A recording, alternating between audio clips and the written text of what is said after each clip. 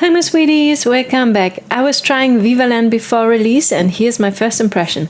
The gameplay you see here is only from the latest demo of the lifesim before official release in the future and so far only includes the build mode. First of all, let me tell you a bit about Vivaland. When I was creating a video about the upcoming lifesims for my channel, I came across Vivaland for the first time. At this stage though, there were lots of rumors that Vivaland was just a scam and an actual release would never happen, as the concept of the game was just too good to be true. Well, a couple of months later, a release is set for the third quarter on PC of this year, and we get a demo of the build mode that got updated a few times by now, and that is available on Steam right now. Feel free to subscribe for more cozy game content and more lifesim news. All support is appreciated. Let's get to this hard-to-believe game concept. Vivaland is, as you can guess, a sim-like lifesim with a new twist. Cause this lifesim is an upcoming multiplayer game where you can either play by yourself or up to 8 players and can share a map together. The build mode is a classic sandbox which, as you can see, is very close to The Sims, but you can collaborate with your friends and work on a project together or just visit each other's lots and hang out. There are only 8 lots on the map, no residential lots at this stage, but they are planned for the future, according to the dev team. For early access release there will be some NPCs, but not at the current progress of the game. Well, we didn't get to see that yet anyway, because we don't have access to live mode gameplay at this stage. Enough about the general information, and now to the build mode.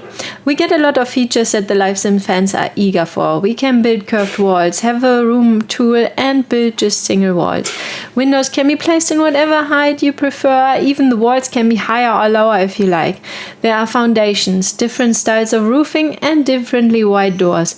We can choose from different styles in the build mode. We've got Bohemian, Retro, Victorian, Antique, Cottagecore, Gothic, Modern, Minimalist, Industrial. Apparently you can adjust the size of your decorative items and even choose the colors of your objects with color palettes.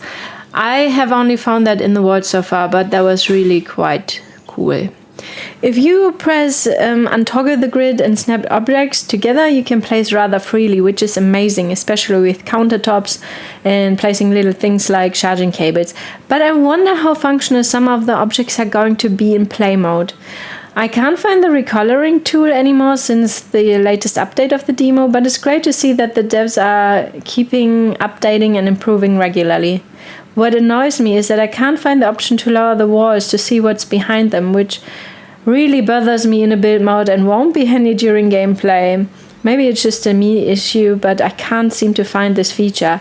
I mean, we can make walls invisible or turn them into glass fronts, which is super cool, but kinda not the same. I want to know the walls are there, but I can open them up like a dollhouse or something, just like I'm used to from other similar games. Now to my personal impressions. The build mode is very similar to what we know from the Sims series. Everything feels familiar and rather intuitive. Placing the walls kinda works like in The Sims 4 too, with the difference, in my mind, it feels a tiny bit less smooth and a bit more clunky somehow. I yet have to figure out how to get the perfectly curved walls and how to place them in the angle I'd like it to be. A huge minus to me, I could not get the roof working. I don't know if this is a glitch or a function that's just not included at this stage, but it was quite frustrating and I ended up using a flat roof.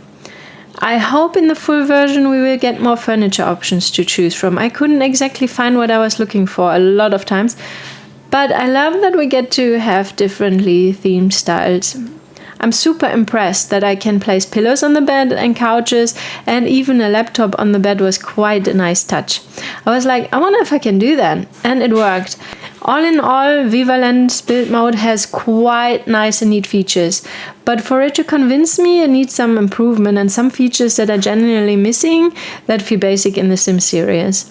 As this is not a full version and just a little sneak peek of Vivaland, this might yet be added at the early access release. Honestly, though, at this point I don't think I would buy Vivaland because it kinda just feels like a cheaper Sims knockoff. I know that sounds harsh, but I really gotta wait and see what the live mode will be like, especially in terms of the multiplayer mode. What do you think? What are your first impressions of Vivaland? Let me know in the comments below and stay sweet.